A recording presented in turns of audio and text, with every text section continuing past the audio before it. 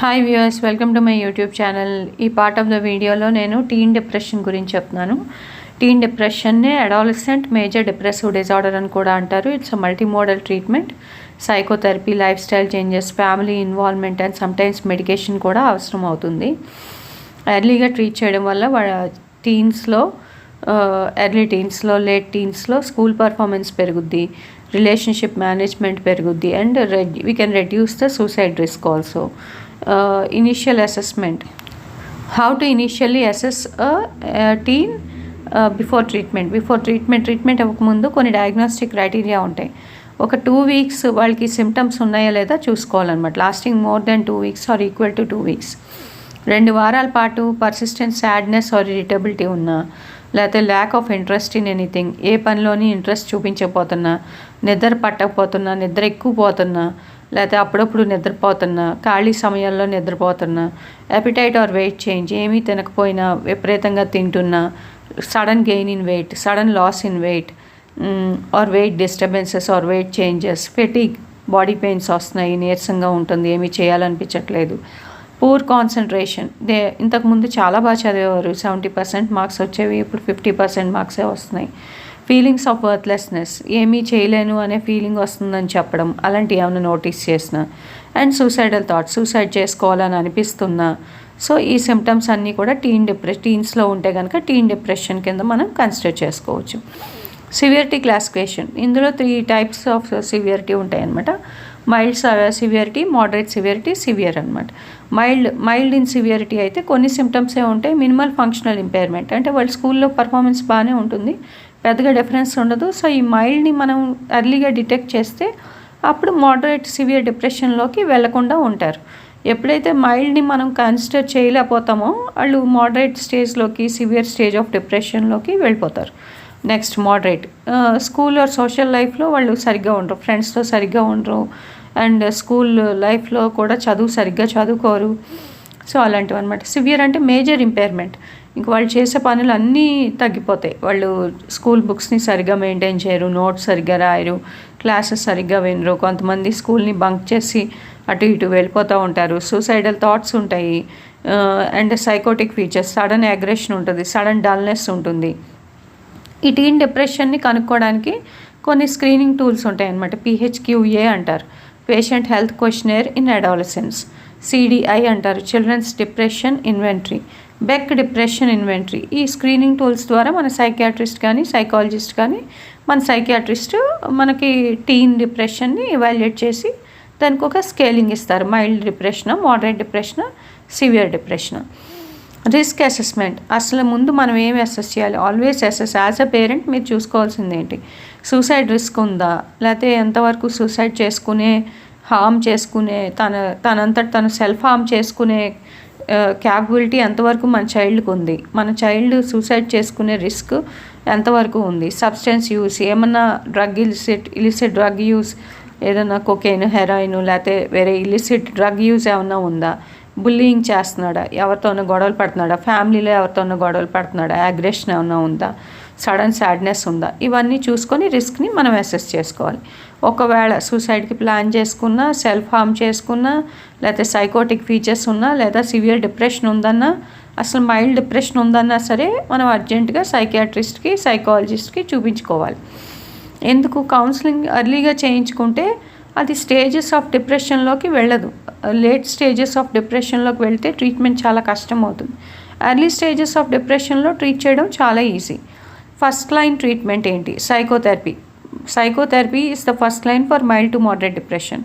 Mild depression కానీ moderate depression కానీ ఉంటే సైకోథెరపీ చేస్తే సరిపోతుంది. సైకోథెరపీ ఎలా చేయాలి? కాగ్నిటివ్ బిహేవియరల్ థెరపీ అంటారు. అదొక సైకియాట్రిస్ట్ చేస్తారు, సైకాలజిస్ట్ చేస్తారు, సీనియర్ సైకాలజిస్ట్ అయితే ఇంకా ఎఫెక్టివ్గా చేస్తారు. And this is the most effective therapy. ఇది ఏం చేస్తుంది? ఏమైనా నెగిటివ్ థాట్స్ ఉన్నాయి, సూసైడల్ టెండెన్సీ ఉంది, సో అలాంటివన్నీ తీసేస్తుంది. ఈ కాగ్నిటివ్ బిహేవియరల్ థెరపీ వల్ల పాజిటివ్ థింకింగ్ ఎన్హాన్స్ అవుతుంది చైల్డ్కి. And problem solving. ఏదైనా పర్సనల్ ప్రాబ్లమ్స్ ఉన్న చిల్డ్రన్కి ఈ కాగ్నిటివ్ బిహేవియరల్ థెరపీలో మేకౌట్ చేస్తారనమాట సైకియాట్రిస్ట్. సో ఆ ప్రాబ్లమ్ సాల్వింగ్ ఈజీ అవుతుంది వాళ్ళకి, కేర్ఫుల్గా మనం డీల్ చేస్తే. Emotional regulation. వాళ్ళ ఎమోషన్స్ని రెగ్యులేట్ చేయడం కుదురుతుంది. వాళ్ళకి ఏమి టీచ్ చేస్తుంది ఈ కాగ్నిటివ్ బిహేవియరల్ థెరపీ తీసుకోవడం వల్ల? వాళ్ళు నెగిటివ్ థాట్స్ని రికగ్నైజ్ చేయగలరు, ఆ నెగిటివ్ థాట్స్ని పాజిటివ్గా మార్చుకోగలరు. Replacing with realistic thoughts. అసలు నేను ఎవరిని, నేనేం చేసుకోవాలి, ఇప్పుడు ఈ టైంలో నేనేం చేసుకోవాలి, నేనేం చేస్తున్నాను, ఓకే ఇలా ఇలా జరుగుతుంది కాబట్టి నేను ఒకసారి థెరపీకి మళ్ళీ వెళ్ళాలి, అలాంటి అవేర్నెస్ కూడా చైల్డ్కి వచ్చేస్తుంది అనమాట కాగ్నిటివ్ బిహేవియరల్ థెరపీలో. Next behavioural activation. ఏదన్నా పని చేయాలనిపించినప్పుడు మోటివేషన్ లేకపోవడం అలాంటివి ఏమైనా ఉన్నాయి ఈ కాగ్నిటివ్ బిహేవియరల్ థెరపీ వల్ల మన బిహేవియరల్ యాక్టివేషన్ పెరిగి మనం ఆ టైంకి ఆ పని చేసుకోగలుగుతాం అనమాట as a child. Duration minimum 12 to 20 sessions పడతాయి. అంటే ఒక 20 సెషన్స్ తీసుకుంటే సివియర్ డిప్రెషన్లో హీల్ అవుతారు. లేదు స్టార్టింగ్ ఫ్రమ్ 10 to 12 సెషన్స్ నుంచి స్టార్ట్ చేసుకోవచ్చు in mild to moderate depression. And effectiveness 60 to 70% improvement ఉంటుంది. నెక్స్ట్ కాగ్నిటివ్ బిహేవియరల్ థెరపీ తర్వాత ఇంటర్పర్సనల్ థెరపీ. ఇంటర్పర్సనల్ థెరపీలో ఏమేమి ఫోకస్ చేస్తారంటే relationships, social conflicts, loss of grief, school stress. కొంతమందికి రిలేషన్షిప్స్ని మేనేజ్ చేయడం రాదనమాట. సో పేరెంట్తో గొడవ పడుతూ ఉంటారు, తరచూ అరుస్తూ ఉంటారు వాళ్ళ నాన్నగారి మీద, అమ్మగారి మీద. సో డాడీ మమ్మీ మీద అరుస్తూ ఉంటారు. సో ఇంటర్పర్సనల్ థెరపీ ఏంటంటే రిలేషన్షిప్స్ని మేనేజ్ చేయడం నేర్పిస్తుంది. సోషల్ కాన్ఫ్లిక్ట్స్, ఫ్రెండ్స్తో ఊరికే గొడవ పడతారు, బుల్లీ చేస్తూ ఉంటారు, కొడుతూ ఉంటారు తోటి ఫ్రెండ్స్ని. సో అలాంటివి కూడా జరగచ్చు. సో ఆ సోషల్ కాన్ఫ్లిక్ట్స్ అనేవి రెడ్యూస్ అవుతాయి. లాస్ ఆర్ గ్రీఫ్, ఎవరన్నా వాళ్ళకి తెలిసిన ఫ్రెండ్ డిస్టర్బ్ అయినా లైఫ్లో, లేకపోతే ఎనీ గ్రీఫ్ స్టోరీస్ విన్నా సరే వాళ్ళు డిప్రెషన్కి గురవ్వచ్చు. సో అలాంటివి కూడా వాళ్ళు అలాంటి వాటిల్లోంచి కూడా బయటికి రావచ్చు అనమాట ఇంటర్పర్సనల్ థెరపీ వల్ల. School stress, that is the major thing. ఈ రోజుల్లో ఎక్కువ చదివించేస్తున్నారు. పిల్లలకి ఇష్టం లేని టాపిక్స్ కూడా ఇంకా విపరీతంగా చదివిస్తున్నారు ఎగ్జామినేషన్స్ కోసమని, మార్క్స్ కోసమని, రిపోర్ట్ కార్డ్స్ కోసమని. సో ఆ స్కూల్ స్ట్రెస్ ఎంత ఉంది, ఎంత స్కేల్లో ఉంది, దాన్ని ఎంతవరకు తగ్గించగలం, ఎన్ని రోజులు మనం స్కూల్ నుంచి అబ్స్టినెన్స్ చేయొచ్చు, డిప్రెషన్ తగ్గేదాకా లీవ్ తీసుకొని మేనేజ్మెంట్ చేసుకుని అప్పుడు మళ్ళీ స్కూల్కి పంపించాలా అనే కండిషన్స్ కూడా అవసరం పడతాయి అన్నమాట ఇంటర్పర్సనల్ థెరపీలో. ఈ ఇంటర్పర్సనల్ థెరపీలో మనం ఏమేమి చూస్తాం? Relationships, social conflicts, loss of grief, school stress. ఇది టీన్స్ని ఎలా హెల్ప్ చేస్తుంది? కమ్యూనికేషన్ ఇంప్రూవ్ చేస్తుంది. ఏదైనా గొడవ అయినా వెంటనే సారీ చెప్పేస్తారు కొంతమంది. సో దానివల్ల కాన్ఫ్లిక్ట్ రిజల్యూషన్ వచ్చేస్తుంది. ఫ్రెండ్స్తో ఎక్కువ గొడవ పడకుండా ఉంటారు. పేరెంట్స్ చెప్పేది ఆలకిస్తూ ఉంటారు. ఎప్పుడైతే ఇంటర్పర్సనల్ థెరపీ తీసుకున్నారో వాళ్ళు ఎందుకు అరుస్తున్నారో వాళ్ళకి ఐడియా వస్తుంది. సో వాళ్ళు తప్పు అయితే వాళ్ళు గ్రహించుకుంటారనమాట. Build social support. ఫ్రెండ్స్ని కూడా బిల్డ్ చేసుకుంటారు, వాళ్ళతో డిస్కస్ చేసుకుంటూ ఉంటారు ఇంటర్పర్సనల్ థెరపీ అయిపోయిన తర్వాత. సో వాళ్ళు ఫ్రెండ్స్తో డిస్కస్ చేస్తూ ఉంటారు అండ్ ప్రాబ్లమ్ సాల్వింగ్ ఈజీ అవుతుంది వాళ్ళకి. Next so cognitive behavioural therapy, interpersonal therapy. Next family therapy, very important in teens. ఒక్కోసారి పేరెంటే చైల్డ్ని రెచ్చగొడుతూ ఉంటారు. నువ్వు డిప్రెషన్లో ఉన్నావు, అందుకని నా మీద అరుస్తున్నావు, నీకు సూసైడ్ చేసుకోవడం తప్ప ఇంకో వేరే పని లేదు, ఇలాంటి మాటల వల్ల చిల్డ్రన్ కాన్ఫ్లిక్ట్కి దిగుతారనమాట. సో గొడవలకి దిగుతారు. సో అలాంటప్పుడు పేరెంట్ చైల్డ్ కాన్ఫ్లిక్ట్ని ఎలా అవాయిడ్ చేయాలి? పేరెంట్ని కూడా కౌన్సిల్ చేయాలి, చైల్డ్ని కౌన్సిల్ చేయాలి. Calm down the situation. ఎప్పుడన్నా గొడవ వస్తుంది, వాళ్ళకి కొన్ని కార్డ్స్ ఇవ్వాలి. ఆ కార్డ్స్ చూసుకొని వాళ్ళు బిహేవ్ చేస్తారు. ఓకే ఇప్పుడు గొడవ వచ్చింది, లేదా వాళ్ళు కొంతసేపు అయ్యాక థెరపిస్ట్ని సీక్ చేస్తారు. ఆ థెరపిస్టే కౌన్సిల్ చేస్తారు. Psychiatrist or psychologist will counsel the parent and child so that conflict resolution becomes easy. ఇది family therapy. Lack of communication. ఒక్కోసారి కమ్యూనికేషన్ ఉండదు ఆ టీన్కి, ఎవరితోని మాట్లాడరు, సైలెంట్గా వెళ్ళిపోయి రూమ్లో ఏదో చదివేసుకుంటారు, పడుకుంటారు, లెగిస్తారు, వాళ్ళ పని వాళ్ళు చేసుకుంటారు, ఎవరితోని మాట్లాడరు, ఇంట్లో ఎవరితోని మాట్లాడరు, బయట ఎవరితోని మాట్లాడరు. మళ్ళీ ఫైనాన్షియల్గా వాళ్ళు బాగానే ఉంటారు, సోషల్ ఎకనామిక్ స్టేటస్ బాగానే ఉంటుంది, ఫ్రెండ్స్ సర్కిల్ బాగానే ఉంటుంది, సోషల్ లైఫ్ బాగానే ఉంటుంది, ఫ్యామిలీ లైఫ్, పేరెంటేజ్ బాగానే ఉంటుంది, అన్నీ బాగానే ఉంటాయి, కానీ వాళ్ళు కమ్యూనికేట్ చేయరు అనమాట. సో ఈ family therapy will help the teen to communicate. And parent communication also can be improved in this. పేరెంట్స్కి కూడా చైల్డ్తో ఎలా కమ్యూనికేట్ చేయాలో వాళ్ళు నేర్పిస్తారు. Next family stress. అసలు ఫ్యామిలీ స్ట్రెస్ ఏమైనా ఉందా, ఫ్యామిలీకి ఏమైనా ఫైనాన్షియల్ స్ట్రెస్ ఉందా, పేరెంట్స్కి ఏమైనా కాన్ఫ్లిక్ట్స్ ఉన్నాయా, లేకపోతే ఇంటర్పర్సనల్ కాన్ఫ్లిక్ట్స్ ఉన్నాయా పేరెంట్స్కి, లేదా ఫ్యామిలీ కాన్ఫ్లిక్ట్స్ ఉన్నాయా, లేదా రిలేషన్షిప్ మేనేజ్మెంట్ సరిగ్గా లేదా. సో ఇవన్నీ చూసి ఫ్యామిలీ థెరపీ అవసరమైతే మిగతా ఫ్యామిలీ మెంబర్స్ని కూడా పిలిచి ఫ్యామిలీ థెరపీ చేస్తారు. What do parents learn from this family therapy? వాళ్ళ చైల్డ్ని ఎలా సపోర్ట్ చేసుకోవాలో నేర్చుకుంటారు. And how to reduce criticism, ఊరికే పిల్లల్ని తిట్టడమే కాకుండా వాళ్ళని ఎలా మేనేజ్ చేసుకోవాలో బాగా నేర్పిస్తారు. How to recognise warning signs in case చైల్డ్కి సూసైడ్ రిస్క్ ఉంది, సెల్ఫ్ హార్మ్ ఉంది, వాళ్ళు ఆ చైల్డ్ని ఎలా ప్రివెంట్ చేయాలి, వాళ్ళ చైల్డ్ని ఎలా ప్రివెంట్ చేయాలి సూసైడ్ నుంచి, ఎలా సెల్ఫ్ హార్మ్ చేసుకోకుండా హెల్ప్ చేయాలనేది నేర్చుకుంటారు.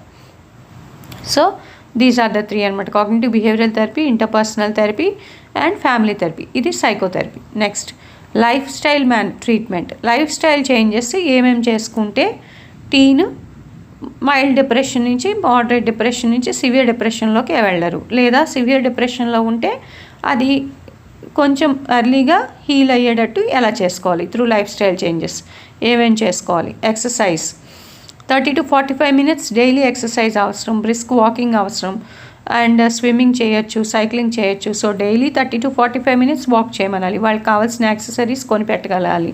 పేరెంట్స్ కూడా మినిమం యాక్సెసరీస్ సరిపోతాయి. ఒక షార్ట్స్, ఒక ప్యాంట్ షార్ట్స్, అండ్ ఒక పేర్ ఆఫ్ షూస్, ఒక వాచ్, అలాగా వాళ్ళ టైం చూసుకోవడానికి అలా చిన్న చిన్నవి కొంటే వాళ్ళకి కూడా యాక్టివేట్ అవుతారు. And you have to accompany them when they are walking. కొంతమందికి సూసైడ్ రిస్క్ ఉంటుంది, వాకింగ్ ఒకళ్ళనే పంపేస్తే అక్కడికి వెళ్ళి సూసైడ్ చేసుకుని పడిపోతారు. సో అలాంటి వాళ్ళని అలోన్గా వదలకూడదు వాకింగ్ అని చెప్పి. They should be in public, they should be in place where other people are around, and they should not go for walk alone until their depression is completely healed. So అప్పుడు you have to, as a parent you have to accompany the child. Brisk walking కొంతమందికి anxiety depression ఉంటుంది చిల్డ్రన్లో, so వాళ్ళకి brisk walking పడకపోవచ్చు. So anxiety depression ఉన్న వాళ్ళకి normal walk suggest చేసుకోవాలి మనం. అండ్ స్విమ్మింగ్, సైక్లింగ్, రకరకాల ఎక్సర్సైజెస్ ఉంటాయి, aerobic exercises. Any kind of aerobic exercise will improve the blood supply to the brain and depression can be treated early with the help of aerobic exercises. So ఇది ఏం చేస్తుంది, exercise ఏం చేస్తుంది, serotonin increase చేస్తుంది, sleep improve చేస్తుంది, anxiety reduce చేస్తుంది. So it helps in healing the child. Next sleep regulation. 8 to 10 hours sleep ఉండేటట్టు చూసుకోవాలి. Fixed bed time, night 10 o'clock పడుకుంటే రోజు 10 o'clockకే పడుకునేటట్టు చూసుకోవాలి. ఎర్లీగా పడుకున్నా పర్లేదు కానీ లేట్గా పడుకోకూడదు. And no mobile 1 hour or 2 hours before sleep. నిద్రపోయే ముందు 1 to 2 hours ముందు మొబైల్ వాడకుండా చూసుకోవాలి. డార్క్ రూమ్ ఉండేటట్టు చూసుకోవాలి. కానీ అందరి చిల్డ్రన్కి డార్క్ రూమ్ ప్రిఫర్ చేయకూడదు. మనం అడగాలి చైల్డ్ని, డార్క్ రూమ్ ప్రిఫర్ చేస్తున్నారు. కొంతమంది భయపడి డిప్రెషన్లో ఉన్నప్పుడు భయపడతారు ఎక్కువ. సో ఆ భయపడడం వల్ల వాళ్ళు సూసైడల్ టెండెన్సీస్, సూసైడల్ థాట్స్ వచ్చేసి అందరూ నిద్రలో ఉన్నప్పుడు కూడా సూసైడల్ టెండెన్సీ ఎక్కువయ్యే ఛాన్సెస్ ఉంటాయి. సో అలాంటప్పుడు వాళ్ళకి డార్క్ రూమ్ స్టిమ్యులేట్ చేస్తుంది అనమాట. So minimum bed light, very dull bedroom light use చేసుకోవచ్చు. ఆర్ శాండీ లైట్స్ అంటారు, అసలు రూమ్లో జస్ట్ ఒక కార్నర్లో ఉంటుంది. And that will help the child to go in to sleep. లేదు నేను డార్క్ రూమ్లో పడుకోగలను అంటే that is also a sign of డిప్రెషన్కి ఒక్కోసారి. ఎందుకు వాళ్ళు డార్క్నెస్ని ప్రిఫర్ చేస్తారు. If the child is in severe depression you have to accompany the child when he is sleeping, he or she is sleeping. అంటే మీరు as a parent or as a caregiver or a supporter or family support person you have to give, as a friend you have to give care giving to the teen so that he doesn't sleep alone with suicidal thoughts. లేదు బాగానే ఉన్నాడు కొంచెం పర్వాలేదు అనుకుంటే he or she can sleep alone. Next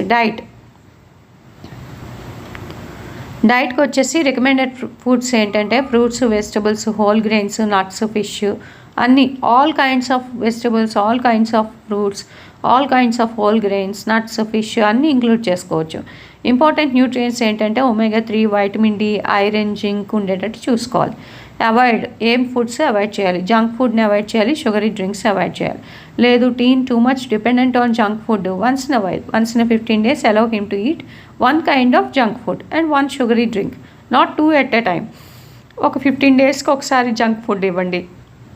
next 1 మంత్కి ఒకసారి junk food ఇవ్వండి. అలా ప్లాన్ చేసుకోండి. మెల్లిగా జంక్ ఫుడ్ని as far as possible avoid చేయడం నేర్పండి. మనము చేస్తాము కానీ వాళ్ళు బయటకు వెళ్ళినప్పుడు తినేస్తారు. సో అది కూడా మనం మెల్లిగా చేయాలన్నమాట. మనమే ఇస్తున్నప్పుడు వాళ్ళు బయటకు వెళ్ళి తినరు. మనం ఎలా ఇవ్వాలి? రెగ్యులర్ ఇంటర్వెల్స్లో కాకుండా స్పేస్ ఇచ్చుకొని ఇవ్వాలన్నమాట. ఒక 20 డేస్కి 30 డేస్కి బయటికి తీసుకెళ్ళి జంక్ ఫుడ్ తినిపించడం. సో వాళ్ళకి క్రేవింగ్స్ ఉండవు. వాళ్ళు బయటకు వెళ్ళినప్పుడు టూ మచ్ తినరు. వాళ్ళకి చెప్పాలి కూడా, ఇది చాలా హార్మ్ఫుల్, నీకున్న డిప్రెషన్కి ఇది ఎక్కువ తింటే ఇంకా డిప్రెషన్ ఎక్కువయ్యి లైఫ్లో చాలా ప్రాబ్లమ్స్ వస్తాయని మనం క్లియర్గా ఎక్స్ప్లెయిన్ చేయాలి యాజ్ అ పేరెంట్, లేదా సైకాలజిస్ట్ చేత కానీ సైకియాట్రిస్ట్ చేత కానీ మనం ఎక్స్ప్లెయిన్ చేయించాలి. Next, screen time reduction. Excess screen time వల్ల డిప్రెషన్ వర్సన్ అవుతుంది అనమాట. సో నాన్ అకాడమిక్గా అంటే అకాడమిక్ పనుల్లో చేసుకునేటప్పుడు screen time is recommended. Blue light avoid చేసుకోవడానికి రెటీనా స్క్రీన్స్ పెట్టుకోవడం and night time screen avoidance చేసుకోవడం, అలాంటివి చేసుకుంటే అకాడమిక్గా ఎంతన్నా చేసుకోవచ్చు చైల్డ్. నాన్ అకాడమిక్గా అయితే less than 1 hour or 2 hours, అంటే 2 అవర్స్కి మించి నాన్ అకాడమిక్ వర్క్ స్క్రీన్స్ మీద చేసుకోకూడదు. స్క్రీన్ టైం రిడక్షన్ దాన్ని బట్టి చేసుకోవాలన్నమాట. Medication treatment. Moderate to severe depression ఉన్న వాళ్ళు, లేదా సైకోథెరపీ వర్క్ చేయట్లేదు అన్న వాళ్ళు, అండ్ సూసైడల్ థాట్స్ ఎక్కువగా ఉన్నవాళ్ళు, స్కూల్ లైఫ్ సోషల్ లైఫ్ బాగా ఫంక్షనల్ ఇంపైర్మెంట్ ఎక్కువ ఉన్నవాళ్ళు కొన్ని టైప్స్ ఆఫ్ డ్రగ్స్ ట్రై చేయొచ్చు. అది మీ సైకియాట్రిస్ట్ కానీ సైకాలజిస్ట్ కానీ, మీకు సైకాలజిస్ట్ ఒకవేళ మీరు ఎర్లీగా సైకాలజిస్ట్ దగ్గరికి వెళ్తే మీ సైకాలజిస్ట్ రిఫర్ చేస్తారు సైకియాట్రిస్ట్కి. సైకియాట్రిస్ట్ మీకు మెడిసిన్ అడ్వైస్ చేస్తారు. కైండ్స్ ఆఫ్ డ్రగ్స్ అంటే ఫ్లూఆక్సిటిన్, సెట్రలిన్, అంటే సెరోటోనిన్ రీఅప్టేక్ ఇన్హిబిటర్స్, ఎసిట్లోప్రామ్ అని కొన్ని డ్రగ్స్ ఉంటాయి. కానీ అవి recommended as per the physician or doctor or psychiatrist or a registered సైకాలజిస్ట్ని బట్టి మీరు you have to take the medication to the child. How long to treat? Minimum 6 to 12 months after recovery. ఒకసారి recover అయ్యారు, యూజువల్గా 6 months నుంచి 12 months పడుతుంది రికవరీకి. And recurrent depression మళ్ళీ వచ్చే chance 2 to 3 years. Once in 2 to 3 years ఒక్కోసారి చైల్డ్కి depression రావచ్చు. మనం సైన్స్ అండ్ సిమ్టమ్స్ చూసుకుంటూ ఉండాలి. Monitoring during treatment. ఎలాగా మనం డాక్టర్ దగ్గరికి ఎప్పుడెప్పుడు తీసుకెళ్ళాలి? సైకియాట్రిస్ట్ దగ్గరికి వీక్లీ. ఇనీషియల్గా ఫస్ట్ మంత్ అంతా వారానికి ఒకసారి తీసుకెళ్ళాలి, అదే ట్వైస్ ఇన్ అ వీక్ తీసుకెళ్ళాలి. దెన్ ఆఫ్టర్ దట్ మంత్కి ఒకసారి తీసుకెళ్ళాలి. సో అప్పుడు సైకియాట్రిస్ట్ మనకి అన్ని ట్రీట్మెంట్స్ చేసిన తర్వాత ఎలా మనం మానిటర్ చేసుకోవాలి. As a parent you have to see whether your child mood is improved, sleep is improved, school performance is improved. స్కూల్లో సరిగ్గా చదువుతున్నారా లేదా అని టీచర్స్ని ప్రిన్సిపల్ని కనుక్కొని అడగాలి. స్కూల్లో అలర్ట్గా ఉంటున్నాడా లేదా అని ఫ్రెండ్స్తో మాట్లాడి తెలుసుకోవాలి. టీచర్స్తో ముభావంగా హంబుల్గా ఉంటున్నాడా లేకపోతే ముభావంగా ఉంటున్నాడా, యాక్టివ్గా ఉంటున్నాడా అని మనం కనుక్కోవాలి. స్లీప్ ఎలా ఉంటుంది, 8 to 10 hours నిద్రపోతున్నాడా, మధ్యరాత్రిలో లెగుస్తున్నాడా, ఏడుస్తున్నాడా, ఇవన్నీ చూసుకోవాలి. ఏడుస్తున్నాడా హీ ఆర్ షీ, దాన్ని బట్టి చూసుకోవాలి. మూడ్ రోజంతా బాగానే ఉంటున్నాడా లేకపోతే ఈవినింగ్ అయ్యేసరికి డల్ అవుతున్నాడా, లేకపోతే ఏదైనా స్పెసిఫిక్ డే టైమింగ్లో బాధగా ఉంటున్నాడా, అవన్నీ గమనిస్తూ ఉండాలి. లేదు ఇంప్రూవ్మెంట్ ఉంది విత్ ట్రీట్మెంట్, స్లీప్ ఇంప్రూవ్ అయింది, స్కూల్ పర్ఫార్మెన్స్ ఇంప్రూవ్ అయింది, ఎంతవరకు ఇంప్రూవ్ అయింది ఒక డైరీలో నోట్ చేసుకుంటూ ఉండాలి. As a parent or a care giver you have to note down and you have to intimate the సైకియాట్రిస్ట్కి మీరు చెప్పాలి ఫోన్ చేసి. Side effects. ఈ డిప్రెషన్లో వాడే ట్రీట్మెంట్స్కి, ఈ డిప్రెషన్లో కొన్ని అదర్ సైడ్ ఎఫెక్ట్స్ ఉంటాయన్నమాట. ఈ డిప్రెషన్లో వాడే ట్రీట్మెంట్స్కి ఒక్కోసారి ఈ ఎనీ కైండ్ ఆఫ్ ట్రీట్మెంట్ చైల్డ్కి నాసియా ఉండొచ్చు, కారంగా అనిపించవచ్చు, హెడేక్ రావచ్చు, స్లీప్ ప్రాబ్లమ్స్ రావచ్చు. ఇవన్నీ మీరు గమనిస్తూ ఉండాలి. Suicide risk. కొన్ని టైప్స్ ఆఫ్ ట్రీట్మెంట్ ఎర్లీగా ఇవ్వడం వల్ల, కొన్ని టైప్స్ ఆఫ్ మెడికేషన్ ఎర్లీగా ఇవ్వడం వల్ల వాళ్ళల్లో సూసైడల్ థాట్స్ ఇంక్రీజ్ అయ్యే ఛాన్స్ ఉంటుంది. అది చూసుకోవాలి. ఆ డ్రగ్ పడుతుందా లేదా చూసుకోవాలి. ఓకే, ఈ డ్రగ్ పడకపోతే వేరే డ్రగ్కి వెళ్తారు డాక్టర్ గారు. సో అప్పుడు ఆ డాక్టర్ దగ్గర తీసుకెళ్ళి మా అబ్బాయి కానీ అమ్మాయి కానీ మాకు ఇలా నోటీస్ చేసామండి అని సిమ్టమ్స్ చెప్పాలి. చెబితే దాన్ని బట్టి మెడికేషన్ కూడా చేంజ్ చేయడానికి హెల్ప్ అవుతుంది. Treatment resistant depression. ఒకవేళ treatment resistant depression, anti depressant ఏం వాడుతున్నారో దాన్ని ఇంకొక యాంటీ డిప్రెసెంట్కి కన్వర్ట్ చేస్తారు. సపోజ్ ఫ్లూఆక్సిటిన్ వాడుతున్నారు, సెట్రలిన్ ఇస్తారు డాక్టర్ గారు.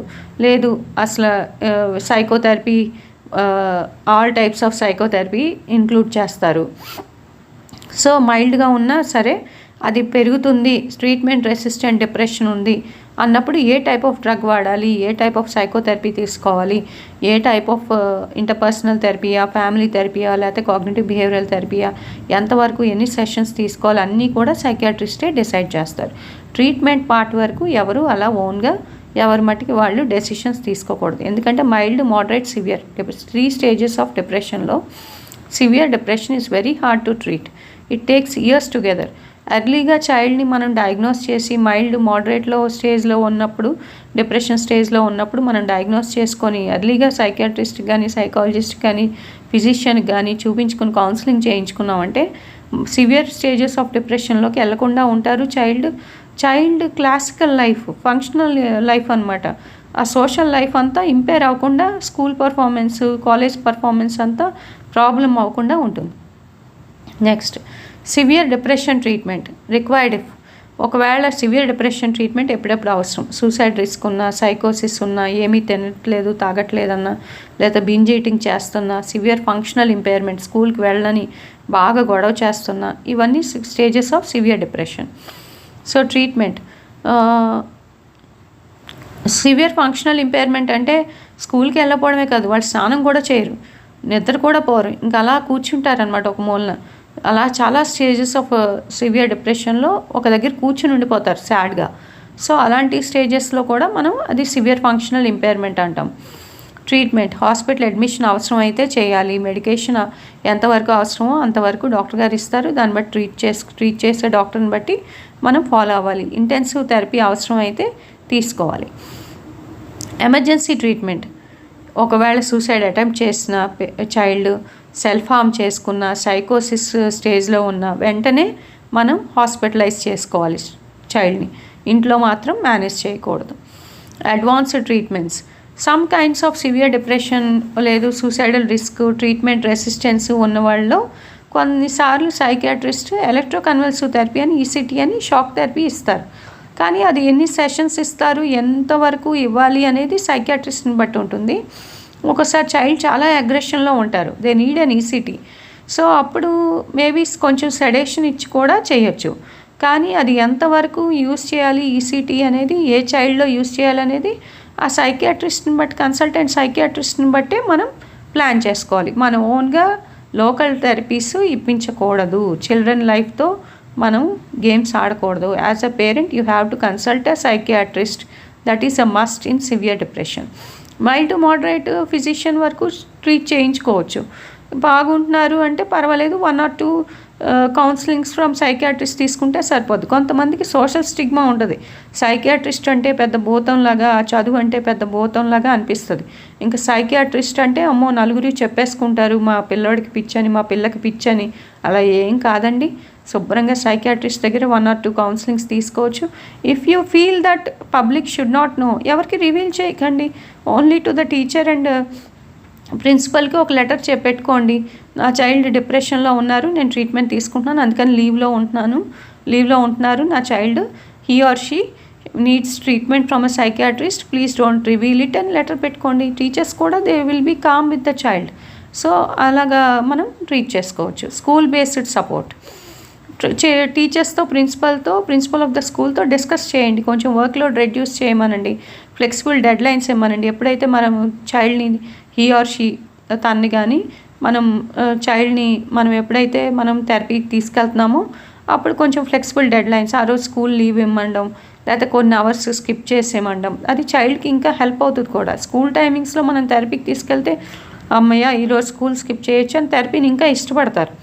సో అలా కూడా చేసుకోవచ్చు. కౌన్సిలింగ్ సపోర్ట్, ఎక్కువ కౌన్సిల్ చేయడం వల్ల చాలామంది పిల్లలు సివియర్ స్టేజ్ నుంచి మైల్డ్ స్టేజ్కి వచ్చేసి రిలీవ్ అయిపోతారు 6 to 12 monthsలో. అసలు 12 months తర్వాత వాళ్ళకి డిప్రెషనే ఉండదు, చాలా యాక్టివ్గా ఉంటారు. ఆ చిల్డ్రన్ ఎంతో పెద్ద పెద్ద డాక్టర్స్, ఇంజనీర్స్ అయిపోయిన వాళ్ళు కూడా ఉన్నారు, నేను చూశాను. So counselling is the major criteria for treating teen depression. Warning signs parents must know, ఏ వార్నింగ్ సైన్స్ ఉంటే పేరెంట్స్ జాగ్రత్త పడాలి. చైల్డ్ వాళ్ళు చనిపోయారు, వీళ్ళు చనిపోయారు అని చెప్తున్నా, గివింగ్ అవే బిలాంగింగ్స్, తనకు సంబంధించిన వాళ్ళకి వీళ్ళకి ఇచ్చేస్తున్నా, సెల్ఫ్ హాల్ మార్క్స్, ఎక్కడన్నా చేతుల మీద కానీ కాళ్ళ మీద కానీ గీసుకున్నట్టు ఏదైనా ర్యాష్ కనిపించినా, ఐసోలేషన్, ఒక్కళ్ళే రూమ్లో ఉంటున్నా, సడన్ కామ్నెస్ ఆఫ్టర్ డిప్రెషన్ వచ్చినప్పుడు తెలుస్తుంది మీకు. సపోజ్ ఆల్రెడీ మైల్డ్ డిప్రెషన్లో ఉన్నాడు, డిప్రెషన్ స్టేజ్ అయిపోయిన తర్వాత కూడా ఇంకా కామ్గా ఉంటున్నాడు, ఎవరితోని కమ్యూనికేట్ చేయట్లేదు, బయటకు వచ్చాక కూడా రూమ్ నుంచి బయటకు వచ్చాక కూడా ఎవరితోని మాట్లాడట్లేదు, సెల్ఫ్ ఐసోలేషన్ చేసుకుంటున్నాడు. సో తను he or she you have to consult immediate medical care. And recovery time line 2 వీక్స్లో వాళ్ళకి స్లీప్ ఇంప్రూవ్ అవుతుంది థెరపీస్ తీసుకోవడం వల్ల, కొన్నిసార్లు మెడికేషన్ ఇవ్వడం వల్ల. 4 వీక్స్లో మూడ్ ఇంప్రూవ్ అవుతుంది. విదిన్ 8 to 12 వీక్స్లోనే మనకి మేజర్ ఇంప్రూవ్మెంట్ కనిపిస్తుంది. ఫుల్ రికవరీ అయితే మినిమమ్ ఆఫ్ 3 to 6 months పట్టచ్చు. Evidence based treatment plan, best evidence based treatment plan అయితే for teen depression, cognitive behavioural therapy, serotonin reuptake inhibitor medication and exercise and family therapy. మళ్ళా చెప్తున్నాను, ఏ therapy అయినా ఏ medication అయినా consultant సైకియాట్రిస్ట్ని consult చేసుకోవాలి. Or else a psychologist can also do a CBT therapy, but medication should be prescribed by a psychiatrist only. Counseling can also be done by a psychiatrist or a psychologist. మీరు ఏ psychiatrist దగ్గరికి వెళ్ళినా వాళ్ళు sessions ఇస్తారు, ఆ session ప్రకారం కౌన్సిలింగ్కి attend అవ్వచ్చు. So success rate అనేది 70 to 90% ఉంటుంది. కొంతమందికి రికరెన్స్ బాగా ఎక్కువగా ఉంటుంది, ఎందుకంటే ఫ్యామిలీ హిస్టరీ ఉంటుందన్నమాట. సో ఫ్యామిలీ కాన్ఫ్లిక్ట్స్ ఉంటాయి, అవి ట్రిగర్ చేస్తూ ఉంటాయి. So then you have to go for interpersonal therapy and family counselings also. Thank you. Please subscribe.